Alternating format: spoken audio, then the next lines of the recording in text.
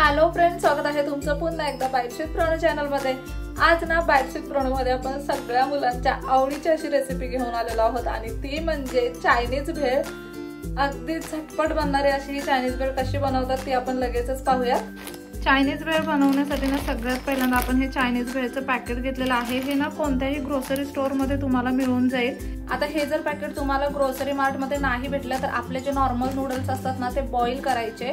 Boil केल्यानंतर थोडेसे थंड करून घेतल्यानंतर त्याच्यावरती तेल टाकायचं, थोडंसं कॉर्नफ्लॉवर टाकायचं आणि तेलामध्ये ते तळून काढायचे। मग अशा पद्धतीचे नूडल्स तयार होतात। आणि तुम्हाला एवढी झंझट नसेल करायची ना तर हे असं रेडीमेड पॉकेट सुद्धा मार्केटमध्ये भेटतं। कोणत्याही सुपर मार्केटच्या दुकानात तुम्ही चायनीज भेळ मागितलात ना की हे पॉकेट भेटतं। आता ह्याची आपण अगदी इन्स्टंट आणि क्विक अशी चायनीज भेळ बनवणार आहोत। आता चायनीज भेळ बनवण्यासाठी सगळ्यात पहिल्यांदा आपण सॉस तयार करून घ्यायचा आहे। त्यासाठी सगळ्यात पहिल्यांदा इथे आपण शेजवान चटणी वापरणार आहोत। हे 10 रुपयाचं एक पॉकेट आहे शेजवान चटणीचं, अर्ध पॉकेट मी टाकते इथे। ग्रीन चिली सॉस टाकायचा आहे आपल्याला 1 चमचाभर इतका। 1 चमचाभर इतका ना सोया सॉस टाकायचा आहे आपल्याला आणि मस्त 2-3 चमचे इतका टोमॅटो सॉस टाकायचा आहे। हे सगळं ना मिक्स करून घेऊया।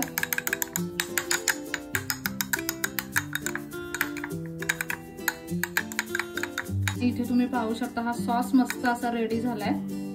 आता आपल्याला लगेच चायनीज भेळ बनवायला घ्यायची। त्यासाठी इथे आपण एक कढई, पॅन काहीही घ्या तुम्ही। त्यामध्ये ना आपल्याला तेल टाकायचंय। 2 छोटे चमचे तेल आपण इथे टाकलेलं आहे। तेल हलकसं गरम झालं ना की यामध्ये आपण चॉप्ड गार्लिक टाकायचं आहे। या लसणीच्या 7-8 पाकळ्या आहेत ज्या आपण अगदी बारीक चिरून घेतल्यात। आता हे लसूण ना मस्त असं तेलावरती आपण परतून घेऊयात।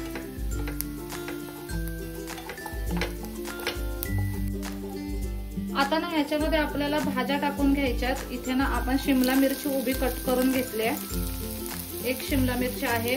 त्यानंतर अर्धा कांदा घेतलाय आपण इथे।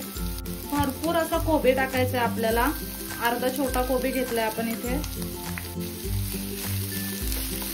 आता ना साधारणतः फक्त 2 मिनिटांसाठी त्या भाज्या आपल्याला परतून घ्यायच्यात। त्यातला कच्चेपणा निघून जाईल इतक्याच आपल्याला ह्या भाज्या परतून घ्यायच्यात।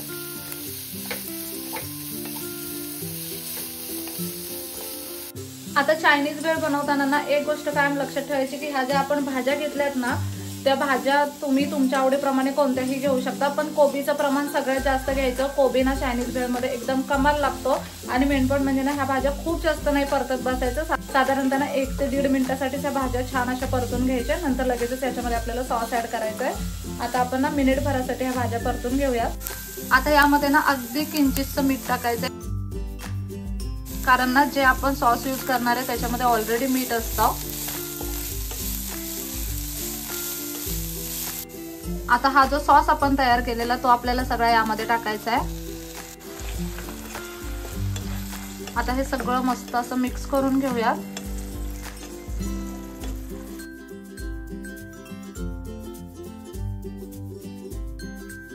आता हे जे चायनीज भेळ किंवा चायनीज नूडल्स आहेत ते आपल्याला बऱ्यापैकी यामध्ये टाकायचे आहेत। आणि आता हे सगळं पुन्हा एकदा मिक्स करून घेऊयात।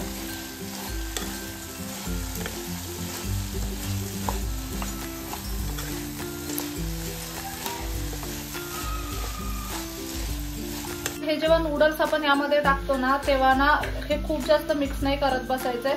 फक्त 15-20 सेकंदासाठी व्यवस्थित असं मिक्स करून घ्यायचं आणि लगेचच ना अगदी गरमागरम अशी चायनीज भेळ खाण्यासाठी तयार आहे। ही जर तुम्ही खूप शिजवत बसलात ना की मात्र मग ते पूर्ण नूडल्स आहेत ना ते असे मऊ पडतात आणि मग ते भेळ खाण्यात अजिबात मजा येत नाही। आता आपण इथे गॅस बंद केलेला आहे। हे अगदी छान असं मिक्स करून घेतलंय आणि इथे तुम्ही पाहू शकता अगदी गरमागरम अशी आपली चायनीज भेळ बनवून तयार आहे।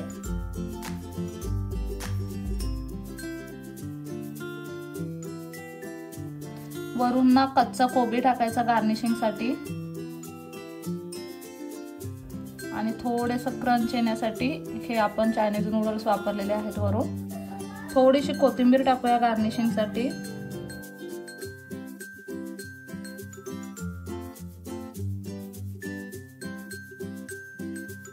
इथे तुम्ही पाहू शकता अगदी मस्त इन्स्टंट अशी ही चायनीज भेळ बनवून तयार आहे। दिसायला अमेझिंग दिसते ना, एकदम भारी बनते, खूप पटकन बनते। आपण ना लगेचच टेस्ट करून बघूया, मला कंट्रोल होत नाहीये, खायचंय पटकन।